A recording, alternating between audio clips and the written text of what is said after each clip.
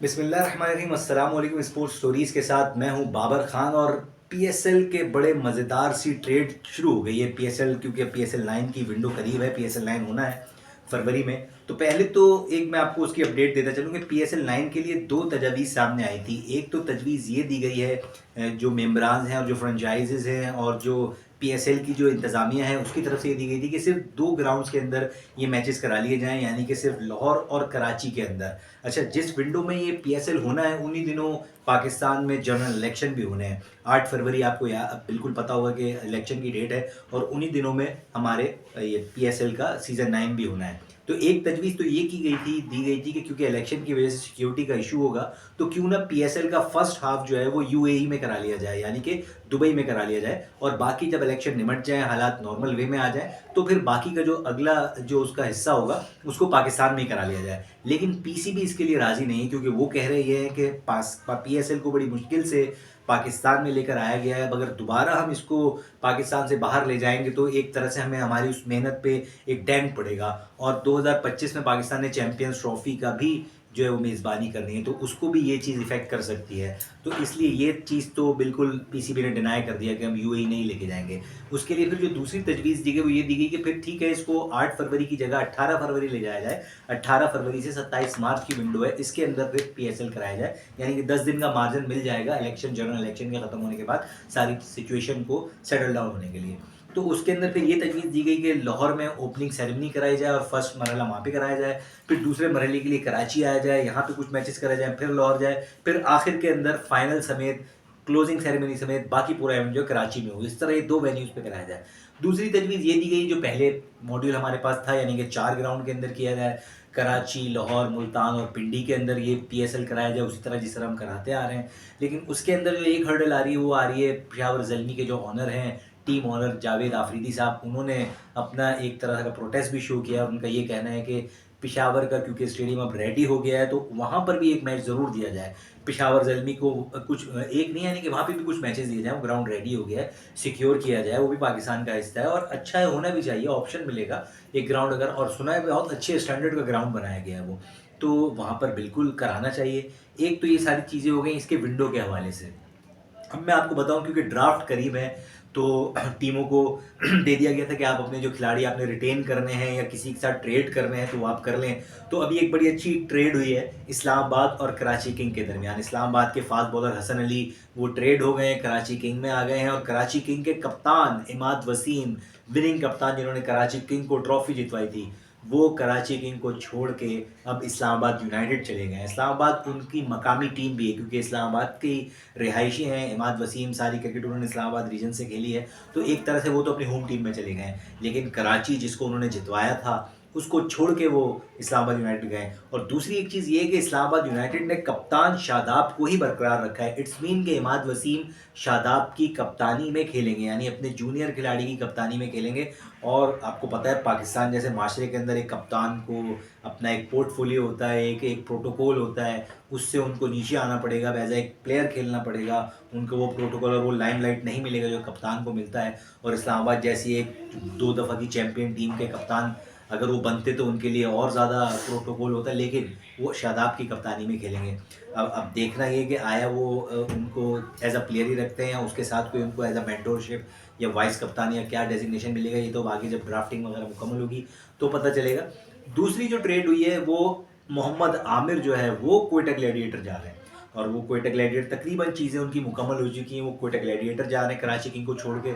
ये कराची किंग के लिए काफ़ी धचका हो, क्योंकि कराची किंग के अंदर मोहम्मद आमिर समझ लें पहले सीज़न से वो मुसलसल इनके साथ थे और कराची किंग के साथ, और अब वो साथ छोड़ के अब वो कराची किंग से जा रहे हैं कोयटा ग्लैडिएटर के पास। लेकिन इस पूरी ट्रेड के अंदर ये जो सारे मामला थे, इसके अंदर जो सबसे ज़्यादा जिस खिलाड़ी को हाइप मिली या जिसके ट्रांसफ़र का सबसे ज़्यादा चर्चा रहा वो थे फास्ट बॉलर नसीम शाह। नसीम शाह ने फैसला किया था कि अब मैं कोयटा से नहीं खेलूँगा, मैं फ्रेंचाइज़ चेंज करूँगा या मैं ड्राफ्टिंग के लिए जाऊँगा। तो उनकी ट्रेड की बातें चल रही थी। सबसे पहले इस्लामाबाद यूनाइटेड के साथ उनकी बातचीत हुई। इस्लामाबाद यूनाइटेड ने उनके बदले कोयटा को अबरार की पेशकश की। उन्होंने 1-2 खिलाड़ी और पेशकश किए कि हम उसकी जगह इनको देते हैं, लेकिन उनकी डील तय नहीं हो सकी। तो वो वहाँ से रिलीज़ हो गए और मतलब इस्लामाबाद यूनाइटेड में नहीं गए। लेकिन अब सुनने में ये आ रहा है कि मुल्तान सुल्तान ने राइले रोसो को कहा है कि हम क्वेटा को दे देते हैं, और राइले रोसो वही हैं जिन्होंने क्वेटा ग्लैडिएटर के लिए शुरू के सीज़न खेले थे और बड़े सक्सेसफुल रहे थे।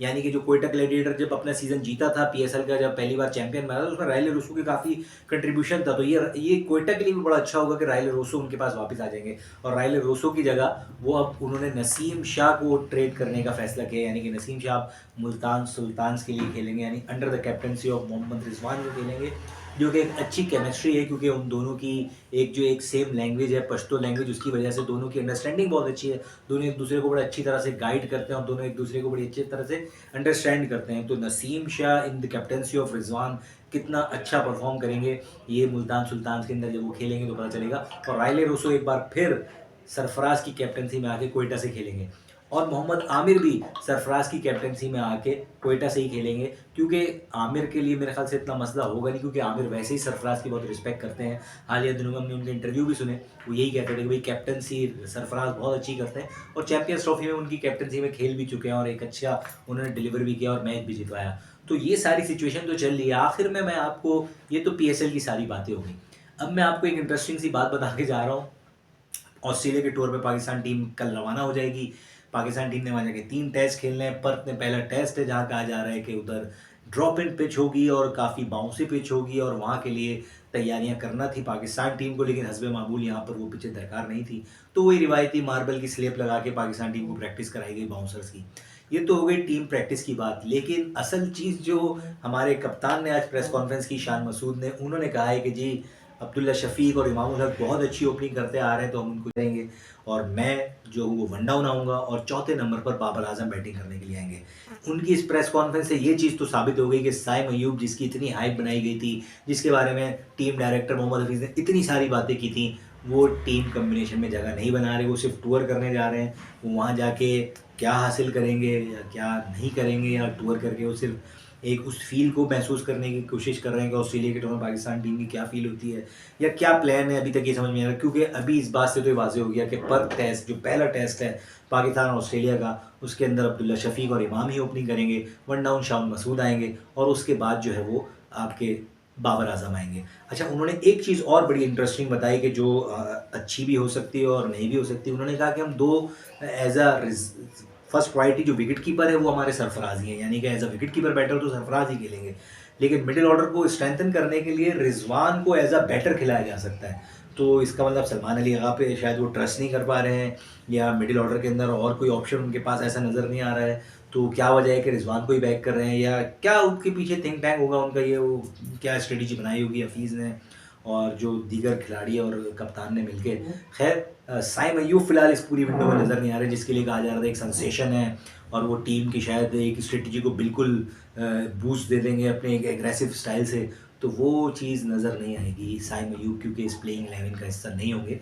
तो ये हमारे जो साइम अयूब के जो एक अटैकिंग एग्रेसिव क्रिकेट देखना चाह रहे थे, उनके लिए थोड़ा सा मायूसकुन होगा। तो हमारी वीडियो को शेयर कीजिए अगर आपको पसंद आया है। हम ऐसे ही डेली अपडेट, आपको कोशिश होगी कि हम डेली आपको अपडेट दें, पीएसएल के हवाले से भी, टीम टूर ऑस्ट्रेलिया के हवाले से भी। तो हमारे चैनल को सब्सक्राइब कीजिए और इसको शेयर भी कीजिए। अपना बहुत ख्याल रखिए। अल्लाह हाफ़िज़।